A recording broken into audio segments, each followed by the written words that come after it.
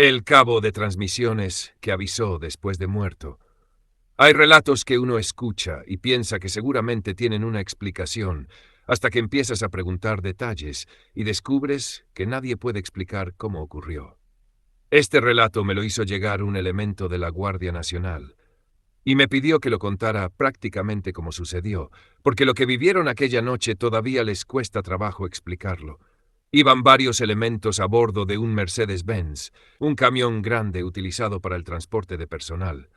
Regresaban de una comisión y el camino comenzaba a ponerse complicado.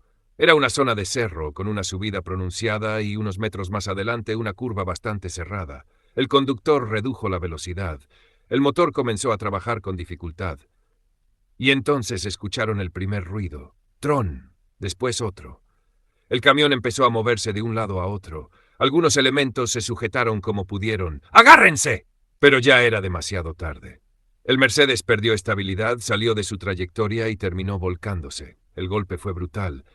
Dentro del camión todo se convirtió en oscuridad, polvo, metal retorcido y gritos. Se escuchaban lamentos. Algunos intentaban salir por las ventanas, otros buscaban a sus compañeros. Y en medio de aquel caos, hubo quienes lo primero que hicieron fue localizar y juntar las armas para evitar que quedaran regadas en el lugar. Nadie sabía exactamente qué estaba pasando. El traca que viajaba con ellos también había resultado lesionado, y eso era un problema serio. Porque en una emergencia así, las comunicaciones son fundamentales. Sin embargo, mientras algunos intentaban auxiliar a los heridos, comenzaron a escucharse sirenas a lo lejos. Primero llegó una ambulancia, después otra. Luego aparecieron patrullas, y poco después llegó personal militar para apoyar en el accidente. Los elementos que todavía podían moverse comenzaron a preguntar, ¿quién avisó? Pero nadie sabía. ¿Quién pidió las ambulancias? No sé. ¿Quién reportó el accidente? Nadie tenía una respuesta.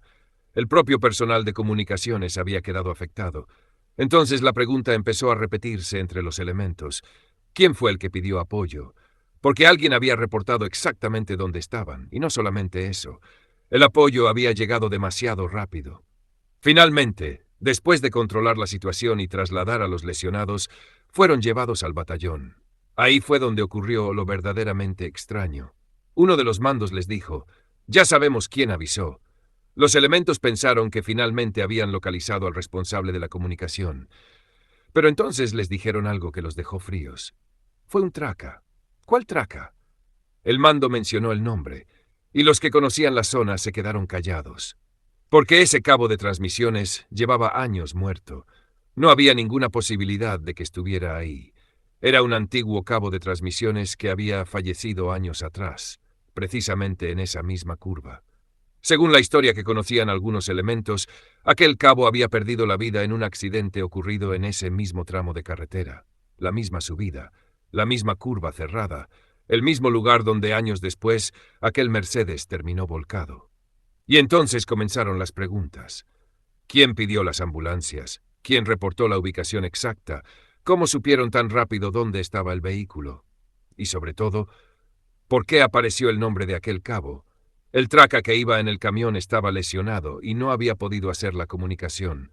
Los demás estaban ocupados intentando sobrevivir al accidente. Sin embargo, alguien pidió ayuda, y según lo que les dijeron en el batallón, fue aquel viejo cabo de transmisiones. Tal vez fue una coincidencia. Tal vez alguien más hizo la llamada y simplemente quedó registrado aquel nombre. O quizá hay cosas que suceden en los caminos que ni siquiera después de muchos años tienen explicación.